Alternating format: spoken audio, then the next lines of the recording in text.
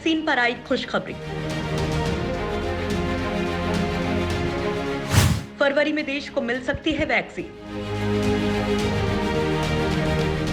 Corona virus जैसी वैश्विक महामारी पूरी दुनिया में फैलने के बाद अब लोगों की सभी उम्मीदें इसकी वैक्सीन पर टिकी हुई हैं। लोग बेसब्री से इसकी वैक्सीन का इंतजार कर रहे हैं।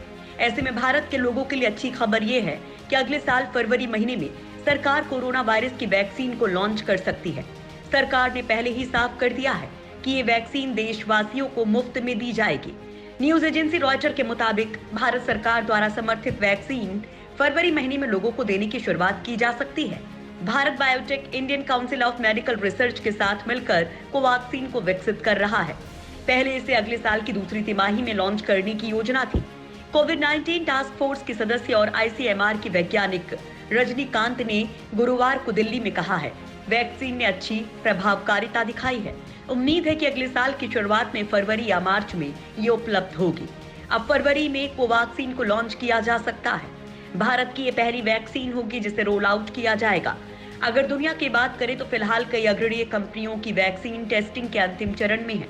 ब्रिटेन के एस्ट्राजेनेका द्वारा विकसित टीके को सबसे उन्नत और प्रभावशाली माना जा रहा है। ब्रिटेन को उम्मीद है कि दिसंबर के अंत में या 2021 की शुरुआत में इसे रोल आउट किया जाएगा। एस्ट्राजेनेका ने सीरम इंस्टीट्यूट ऑफ इंडिया सहित दुनिया भर की कंपनियों और सरकारों के साथ कई आपूर्ति और विनिर्माण सौदों पर हस्ताक्षर किए हैं।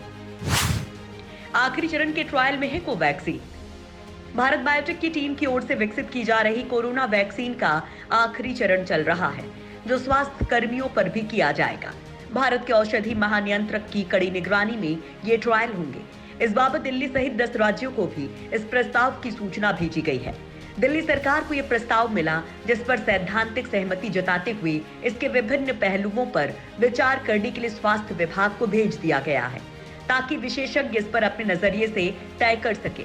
भारत बायोटेक के सूत्रों के मुताबिक यही प्रस्ताव बेंगलुरु, पटना, लखनऊ और मुंबई के मशहूर और रिसर्च के क्षेत्र में अग्रणी चिकित्सा संस्थानों को भी भेजे गए हैं।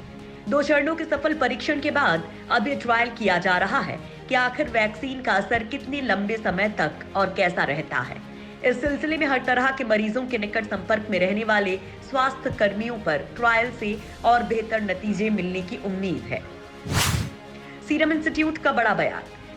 पुणे स्थित फार्मा कंपनी सीरम इंस्टीट्यूट के सीईओ अदर पूनावाला ने कहा कि कोरोना का एक टीका 20 जनवरी तक देश में उपलब्ध होने की संभावना है।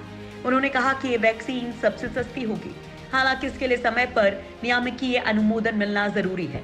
अंग्रेजी अखबार मिंट के साथ इंटरव्यू में पूनावाला ने ये बात कही है। पूनावाला ने कहा, लोग बिना किसी सुरक्षा चिंता के इसका उपयोग कर सकेंगे। हालांकि उन्होंने कहा कि वैक्सीन के दीर्घकालिक प्रभावों का पता लगाने में 2 से 3 साल लगेंगे। एसआईआई संभावित कोरोना वैक्सीन कोविशील्ड का उत्पादन करने के लिए ब्रिटेन की ऑक्सफोर्ड यूनिवर्सिटी और स्वीडिश फार्मा कंपनी एस्ट्राजेनेका के साथ मिलकर काम कर रही है। कोविशील्ड वर्तमान में देश में दूसरे और तीसरे चरण के नैदानिक परीक्षण में है। निम्न और मध्यम आय वाले देशों के लिए एसआईआई द्वारा इसका उत्पादन किया जाएगा। British medical journal the Lancet में प्रकाशित एक रिपोर्ट के अनुसार संभावित कोविड-19 वैक्सीन ने 18 से 55 साल की आयु के लोगों में दोहरी प्रतिरक्षा प्रतिक्रिया उत्पन्न की। एस्ट्राजेनेका और ऑक्सफोर्ड यूनिवर्सिटी ने कहा कि 2 खुराक वाले टीके ने एकल खुराक वाले टीके से अधिक अच्छी प्रतिरक्षा प्रतिक्रिया दी है। सीरम इंस्टीट्यूट का टारगेट करीब 6 से 7 करोड़ खुराक का निर्माण करना है और इसे प्रति माह वैक्सीन की 10 करोड़ खुराक तक बढ़ाना है। कंपनी ने भारत और अन्य देशों के लिए टीके के विनिर्माण और वितरण की प्रक्रिया को तेज करने के लिए गावी वैक्सीन अलायंस और बिल और मेलिंडा गेट्स फाउंडेशन के साथ साझेदारी की है।